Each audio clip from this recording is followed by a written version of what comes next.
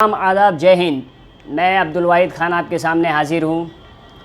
आज का मेरा ये वीडियो बनाने का मकसद सिर्फ यही है कि बहुत से लोग हमसे सवाल कर रहे हैं, तो मैं उनको ये जवाब देना चाहता हूँ कि सुनो कि अब तुम सवाल हमसे नहीं करोगे। बहुत तुम लोगों ने सवाल किया हमसे, मैं अब तुम लोगों से सवाल करना चाहता हूँ। मैं कांग्रेस से सवाल करना चाहता हूँ, मैं बीजेपी से सवाल करना चाहता हूँ, मैं सीपीएम से सवाल करना चाहता हूँ, मैं एमआईएम से सवाल करना चाहता हूँ।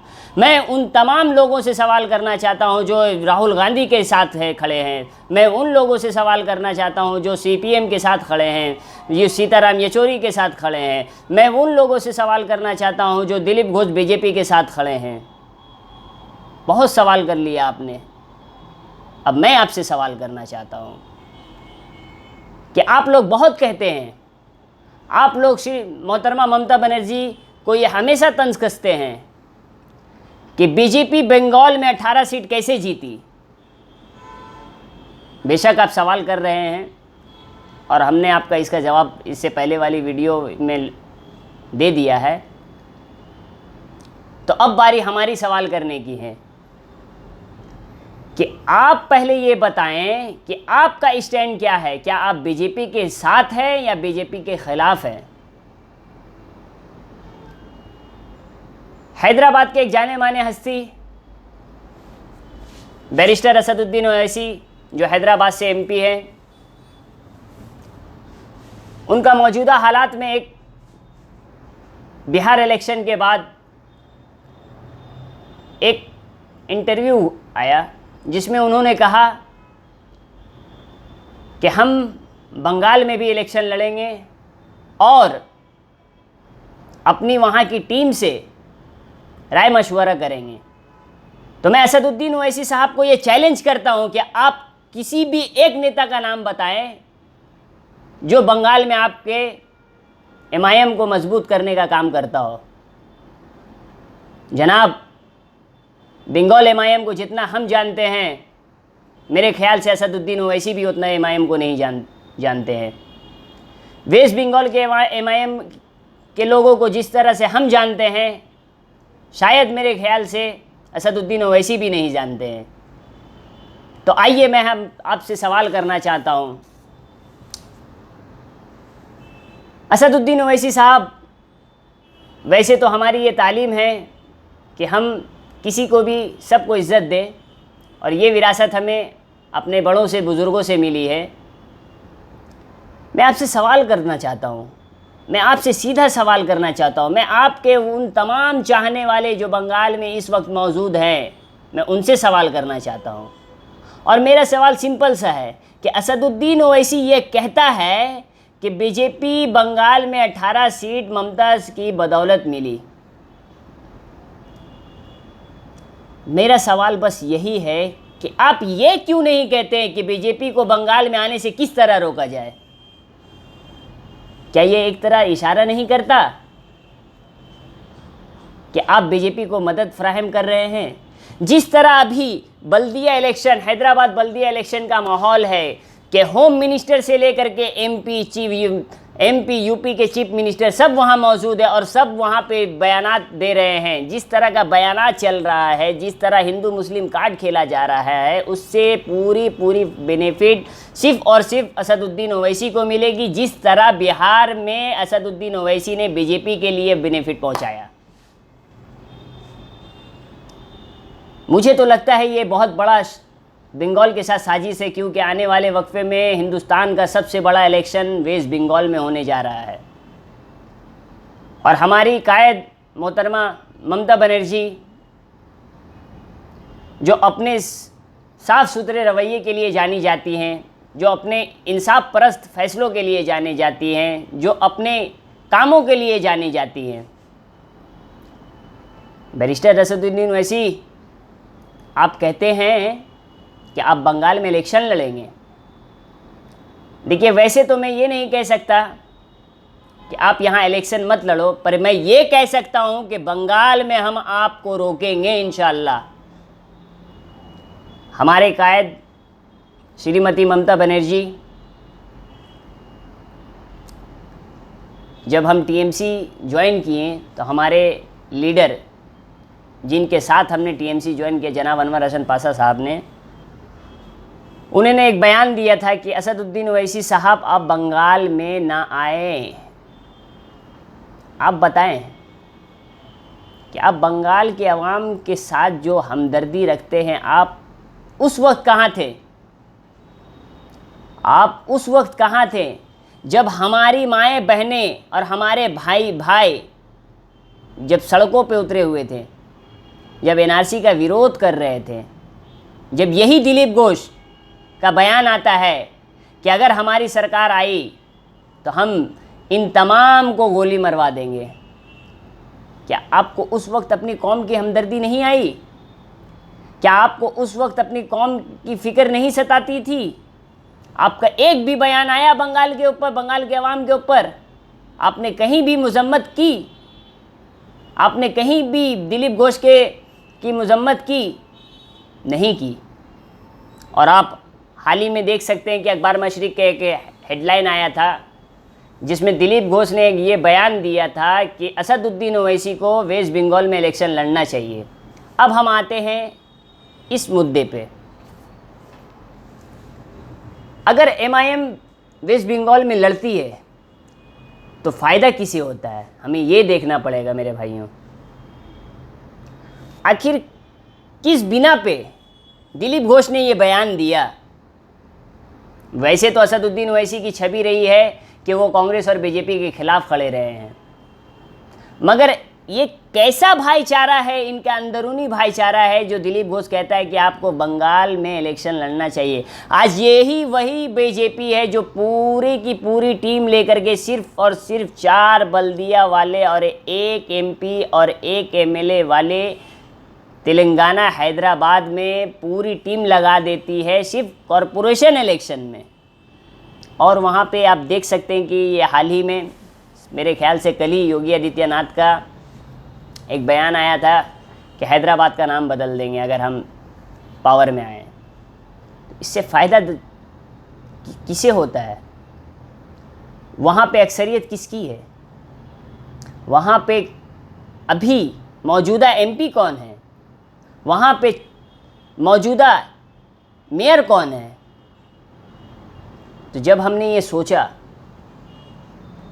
तब मुझे पता चला कि कहीं ना कहीं असदुद्दीन ओवैसी और बीजेपी में कुछ ना कुछ साठ घाट है। देखिए, इंसान के अमल उसके अंदर अंदरूनी मामला है कि असदुद्दीन ओवैसी बीजेपी का बी टीम है या नहीं है, ये मैं नहीं कहूँगा, मगर मौजूदा दौर में जो चल रहा है, मौजूदा हालात में जो चल रहा है, इससे कहीं ना कहीं ये वाज़ेह होता है कि असदुद्दीन ओवैसी बीजेपी को फ़ायदा पहुंचाते हैं। हमारे लीडर सैयद अनवर हसन पाशा साहब का वो चैलेंज जो मैं आपको फिर से दोहराता हूँ कि असदुद्दीन ओवैसी हम तुम्हें बंगाल में रोकेंगे, और ये चैलेंज पे हम बरकरार हैं। इंशाअल्लाह हम इस पे बरकरार हैं। मैं वेस्ट बंगाल के अवाम को कहना चाहता हूँ कि आप बताइए कि अगर बीजेपी बंगाल में आती है तो इससे क्या क्या नुकसान होता है आप जानते हैं? तो आइए मैं आपको ले चलता हूँ यूपी सरकार बीजेपी की, चीफ मिनिस्टर योगी आदित्यनाथ। आज आप देखिए कि अगर हिंदुस्तान में कहीं सबसे ज़्यादा दंगा फैला, सबसे ज़्यादा रेप केसेस हैं, सबसे ज़्यादा हत्या की केसेस हैं, महिलाएं सेफ़ नहीं हैं, बच्चियां सेफ़ नहीं हैं, बुज़ुर्ग सेफ़ नहीं हैं, कम्युनल लड़ाइयाँ होती है, तो वो यूपी है। क्या आप बंगाल को ऐसा बनाना चाहते हैं? असदुद्दीन ओवैसी, मैं तुम्हें चैलेंज करता हूँ कि इंशाअल्लाह ताला अगर हमारी हयात रही तो हम तुम्हारे आँख से आँख मिला करके लड़ेंगे तुमसे, और इंशाअल्लाह हम तुम्हें बंगाल से खदेड़ेंगे। और तुम्हारे साथ साथ तुम्हारे जो चचाजाद भाई बीजेपी हैं, उन्हें भी इंशाअल्लाह यहीं से उनका ज़वाल शुरू होगा। कुछ लोग हैं जो हमें गद्दार कहते हैं, कह सकते हैं, ये जमहूरियत है, इसमें सबको सब चीज़ बोलने का हक है। तो मैं उनको एक पैगाम देना चाहता हूँ अपने वीडियो से कि मेरे भाई, गद्दार वो होता है जो पीठ दिखाकर भाग जाए, गद्दार वो नहीं होता जो छाती लेकर तुम्हारे सामने तुम्हारे सवालों का जवाब देने के लिए खड़ा रहे। मैं उन तमाम एमआईएम के करने वालों से ये सवाल करूंगा, एमआईएम के समर्थकों से सवाल करूंगा कि तुम बताओ कि बंगाल में तुम्हारा नेता कौन है और तुम्हारी नीति क्या है। बताओ, क्या तुम्हारे पास जवाब है? नहीं है, क्योंकि एमआईएम को जितना हम जानते हैं उतना तुम नहीं जानते। जनाब, एमआईएम को हमने अपने 8 साल दिए हैं।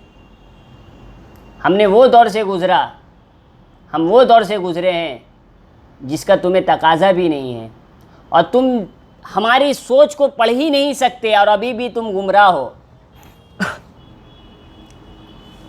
मेरे भाई, ये वही असदुद्दीन ओवैसी है जिन्होंने कहा था, और आप बाय रिकॉर्ड देख सकते हैं कि उन्होंने कहा था कि एमआईएम बंगाल में हमारा कोई झंडा पकड़ने वाला नहीं है। तुम बताओ मुझे कि अब एमआईएम का एक भी नेता का नाम बताओ जो उस लायक हो। बताओ तुम्हारा प्रेसिडेंट कौन है? असदुद्दीन ओवैसी, मैं आपको चैलेंज करता हूं कि आप बताइए आपके बंगाल का प्रेसिडेंट कौन है। और मैं चैलेंज करता हूं कि आप जिस भी नेता को बोलेंगे मैं उनसे रूबरू डिबेट करने के लिए तैयार हूं। आप श्रीमती ममता बनर्जी पर एलिगेशन लगाते हैं कि वो बीजेपी को फ़रोग दे रही हैं। अगर वो बीजेपी को फ़रोग दे रही है तो बताइए आप क्या कर रहे हैं? आपने बिहार में क्या किया? आपने महाराष्ट्र में क्या किया? आपने यूपी में क्या किया? आप सिर्फ और सिर्फ वोट काटने वाली राजनीति करते हैं जनाब। हैदराबाद, जहाँ से आपकी पैदाइश हुई, एमआईएम की पैदाइश हुई, आप बताइए वहाँ से 7 से ज़्यादा क्यों नहीं बढ़ते आप? आप तो कहते हैं सियासत आपकी घरों की लौंडिया है। आज क्या हुआ जो टीआरएस आपके खिलाफ है? और टीआरएस को अगर हम छोड़ भी देते हैं तो हैदराबाद का कुछ एक ऐसा तबका है जो आपके खिलाफ खड़ा है। वो भी तो मुसलमान है जनाब, आप तो उसके भी हमदर्द होने। वो आपके खिलाफ क्यों है? और अब बात बंगाल के गैर मुसलमानों की करते हैं तो जनाब आप कान खोलकर सुन ले, ये बंगाल की आवाम आपके झांसे में नहीं आएगी, इंशाअल्लाह नहीं आएगी आपके झांसे में, क्योंकि बंगाल की आवाम को अपनी रहबर पर पूरा भरोसा है, अपनी ममता बनर्जी पर पूरा भरोसा है, मोहतरमा ममता बनर्जी पर पूरा भरोसा है। मैं आपको बताता चलूं ममता बनर्जी कौन? ममता बनर्जी, ये वो ममता बनर्जी है जिन्होंने 35 साल के राज सीपीएम को उखाड़ फेंका। ये वो ममता बनर्जी है जो अगर रेड रोड पे जा करके ला इलाहा इल्लल्लाह पढ़ती हैं तो वहीं पे दही घाट पे जा करके छठ पूजा में शरीक होती हैं। ये वही ममता बनर्जी है जो अवतार पार्टी देती हैं। ये वही ममता बनर्जी है जो गुरुद्वारा भी जाती हैं। ये वही ममता बनर्जी है जो हमारी बच्चियों को आला से आला तालीम फ़रोग़ करती हैं। ये वही ममता बनर्जी है जो हमारे नौजवानों के शाने बशाने खड़े रहती हैं उनके हर तकलीफ़ों को दूर करने के लिए। ये वही ममता बनर्जी है जो वेस्ट बंगाल के सारी आवाम की सेहत का ख्याल रखती हैं। आज बताइए, लॉकडाउन पूरे हिंदुस्तान में हुआ और मैं ये गर्व से कह सकता हूँ कि हाँ, मैं टीएमसी का कार्यकर्ता हूँ।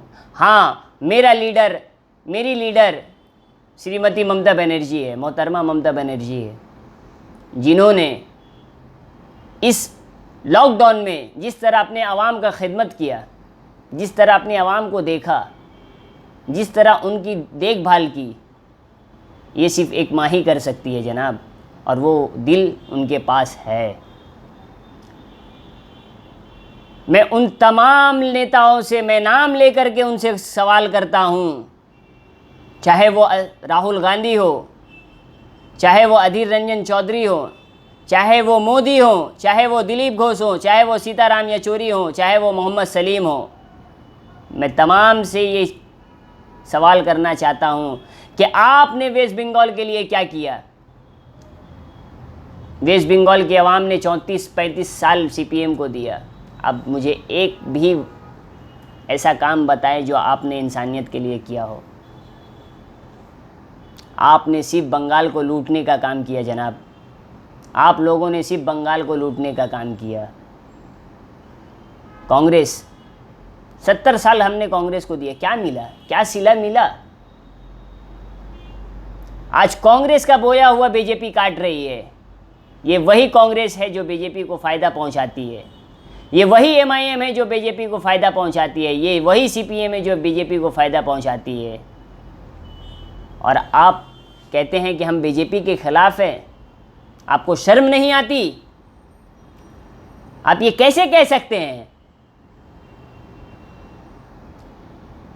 मैं आपसे फिर एक मर्तबा कहता हूँ कि बैरिस्टर असदुद्दीन ओवैसी, तुम्हें बंगाल में रोकने के लिए हम खड़े हैं। ये पठान का बच्चा तुम्हें चैलेंज करता है। ये पठान का बच्चा तुम्हें चैलेंज करता है कि तुम जिस जगह बोलोगे, तुम जिस नेता के साथ बोलोगे, मैं डिबेट करने के लिए तैयार हूँ। क्या उनके अंदर वो ताकत है, वो दम है? कुछ नादान लोग हैं जो टीएमसी और हम मोहतरमा ममता बनर्जी पर सवाल उठा रहे हैं, तो मैं उनसे खुला तौर पे चैलेंज करता हूँ। ये पठान का बच्चा तुम्हें चैलेंज देता है कि आओ, जिस चैनल पे बोलोगे, जिस टीवी डिबेट पे बोलोगे, जिस जगह बोलोगे, मैं तुमसे डिबेट करने के लिए तैयार हूँ।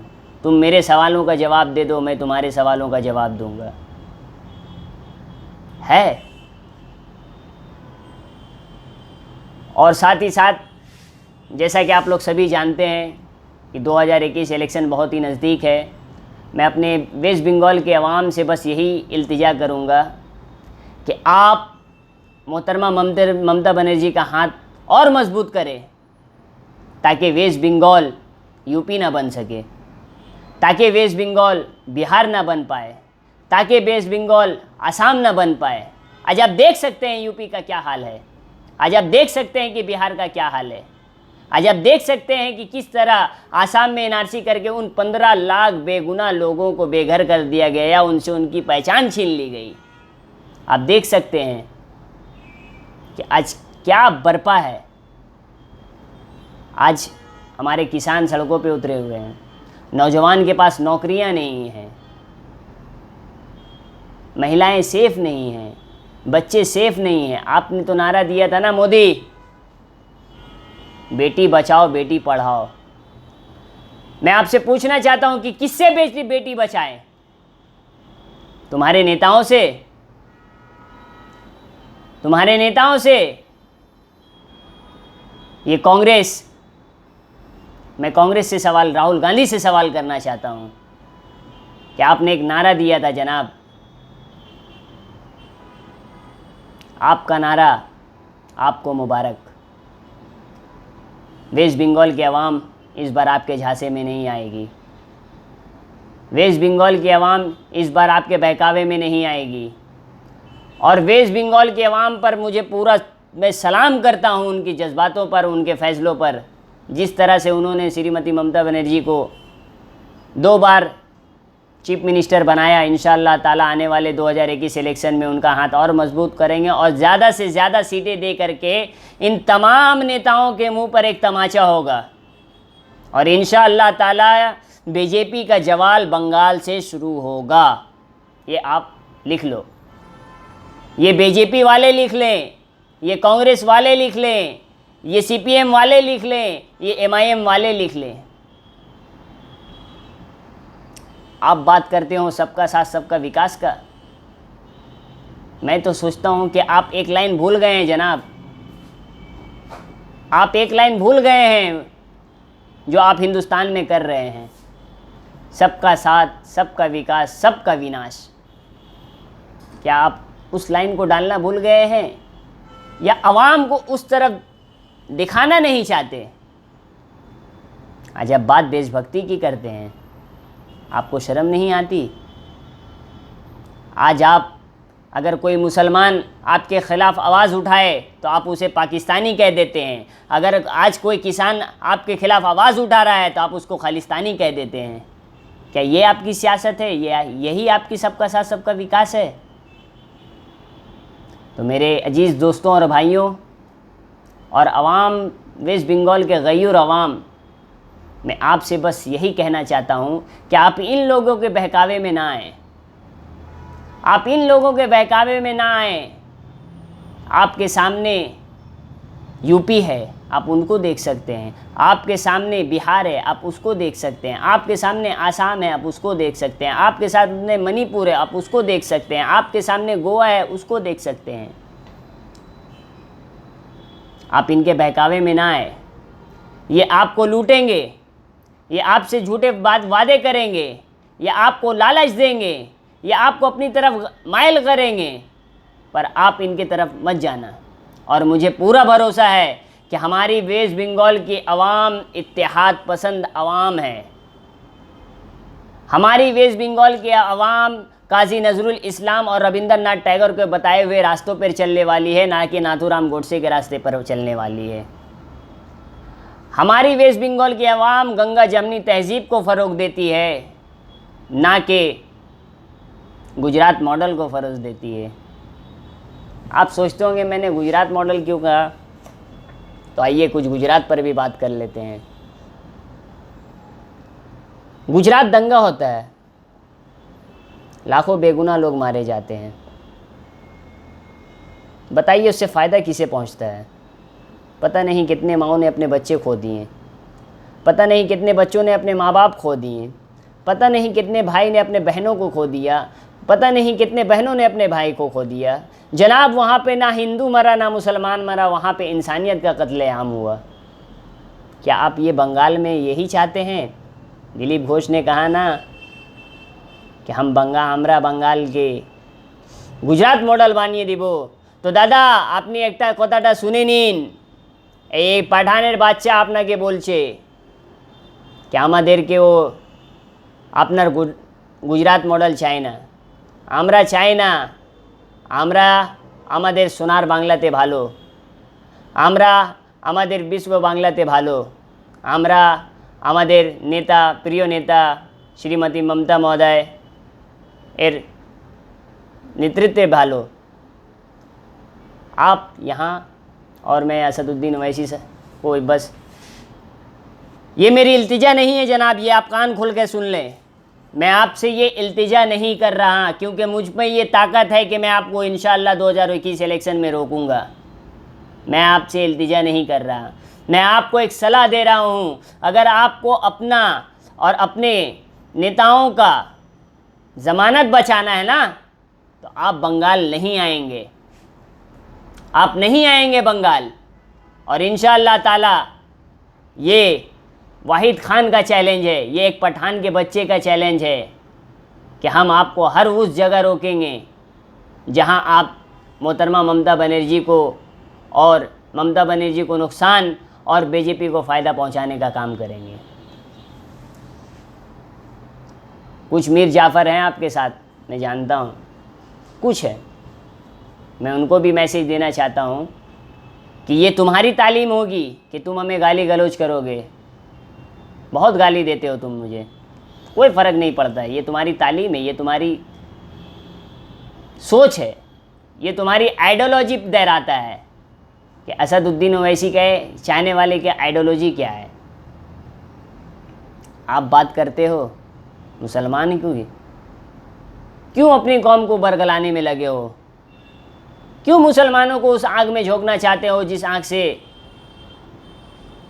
उनको सिर्फ और सिर्फ ममता बनर्जी बचाना चाहती हैं? क्यों बंगाल के माहौल को तुम ख़राब करना चाहते हो? क्यों यहाँ पे हिंदू मुसलमान कराना चाहते हो? ये बंगाल है, यहाँ नहीं चलेगा, ये नहीं चलेगा। और इंशाअल्लाह ताला 2021 इलेक्शन में हम ये करके दिखलाएंगे और श्रीमती ममता महोदय को विजय कर करके चीफ मिनिस्टर बना करके ये पैगाम देगी पूरी आवाम। और ये एक तमाचा होगा उन तमाम नेताओं पर, ये तमाचा होगा असदुद्दीन ओवैसी पर, ये तमाचा होगा राहुल गांधी पर, ये तमाचा होगा अधीर रंजन चौधरी पर, ये तमाचा होगा सीताराम येचुरी पर, कि बंगाल की आवाम आपको नकारती है, आपकी आइडियोलॉजी को नकारती है और सलाम करती है ममता बनर्जी की आइडियोलॉजी और उसकी क़यादत को। इंशाअल्लाह ताला अगर हयात रही तो इंशाअल्लाह हम उन तमाम मुखालिफिन के ख़िलाफ़ खड़े रहेंगे जो ममता बनर्जी को कमज़ोर करने का काम करेगी। हम उन तमाम नेताओं के मुखालिफत करेंगे जो ममता बनर्जी की कामयाबी पे रोड़ा लगाएगी। वैसे तो तुम्हारी कोई हैसियत है नहीं, ना तुम कांग्रेस ने ना बिहार बचा सका, ना यूपी बचा सका, ना आसाम बचा सका, ना मणिपुर बचा सका, ना गोवा बचा सका, और तुम बंगाल के अवाम के दुख दर्द की बात करते हो। ये सीपीएम आज इसका वजूद क्या है? क्या वजूद है सीपीएम का? ये सिर्फ और सिर्फ वोट काटने का काम करेंगी। और मैं फिर हमारे वेस्ट बंगाल के अवाम से मैं ये अपील करना चाहता हूँ कि आप इनके बहकावे में ना आएँ। आपको ये बहुत तरह के लालच देंगे, पर आप इनके बहकावे, और मुझे ये भरोसा है वेस्ट बंगाल के अवाम से कि ये इनके बहकावे में नहीं आएंगे, और जो लोग बीजेपी को फ़ायदा पहुंचाने का काम कर रहे हैं ये उनके ख़िलाफ़ खड़े होंगे इंशाअल्लाह। लिहाजा मेरा लाइव आना का ये मकसद था कि मैं अपने भाइयों से मुखातिब हो सकूं, मैं उनको समझा सकूं कि आखिर क्यों हम ममता बनर्जी को और हिम्मत दें, हम उनके साथ क्यों खड़े रहें, क्योंकि ये वही ममता बनर्जी है। जब एनआरसी सीएए का मामला हुआ तो पूरे हिंदुस्तान में, मैं पूरे हिंदुस्तान का जिक्र कर रहा हूँ, पूरे हिंदुस्तान, जनाब सिर्फ सांसद में बिल फाड़ देने से काम नहीं हो जाता, रास्ते पे उतरना पड़ता है। और वो काम श्रीमती ममता बनर्जी, मोहतरमा ममता बनर्जी ने किया। वो बंगाल की सड़कों से लेकर के सांसद तक का बीजेपी के मुखालफत में खड़ी रहीं। उन्होंने एनआरसी को नकारा, उन्होंने सीएए को नकारा और अपनी आवाम का साथ दिया, अपने हिंदुस्तान के आवाम का साथ दिया। ये वो लीडर हैं जिन्होंने कहा था कि हमको बदला नहीं बदल चाहिए। ये वो लीडर हैं जो हमेशा कहती हैं कि हम बंगाल को गुजरात नहीं बनने देंगे, हम बंगाल को यूपी नहीं बनने देंगे, हम बिहार को यूपी बनने नहीं देंगे। क्या ये हमारा फ़र्ज़ नहीं बनता कि हम उस लीडर की क़यादत को और मजबूत करें? क्या हमारा ये फ़र्ज़ नहीं बनता कि हम बीजेपी के उन तमाम मुखालिफिन का साथ दें जो उनसे शाना बशाना आँख मिलाकर सवाल कर सकते हैं? मैं पूछना चाहता हूँ कि अगर आपने सीपीएम को वोट दिया तो क्या वो बीजेपी से बात कर सकते हैं? क्या उनकी कोई वजूद है? मैं आपसे फिर कहना चाहता हूँ कि क्या आप कांग्रेस को वोट देंगे तो क्या वो बीजेपी से शाना बशाना आँख मिला करके बात कर सकेगी? मेरे भाई, मेरे बहनों, मैं आपसे ये इल्तिजा करता हूँ कि 2021 इलेक्शन हिंदुस्तान का सबसे बड़ा इलेक्शन है और हो सकता है बीजेपी आपको बरगलाने की कोशिश करे, आप पे फुट डाले। बराए मेहरबानी आप इनके झांसे में ना आए और मोहतरमा ममता बनर्जी की क़यादत को तस्लीम करें, उनकी लीडरशिप को तस्लीम करें। एक वही है जो आपको आपका हक दिला सकती है और एक वही है जो बीजेपी के ख़िलाफ़ लड़ सकती हैं। मुझे हिंदुस्तान में कोई ऐसा नेता नज़र नहीं आता है, मुझे पूरे हिंदुस्तान में नज़र नहीं आता जो बीजेपी के ख़िलाफ़ लड़ सके। इसी के साथ मैं वाहिद ख़ान आपसे अलविदा चाहता हूँ।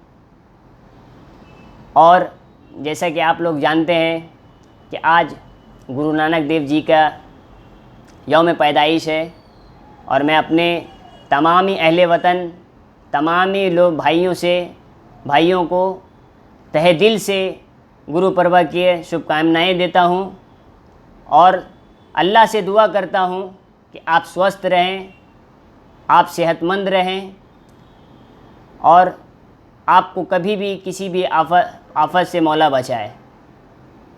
अस्सलाम वालेकुम, खुदा हाफिज़।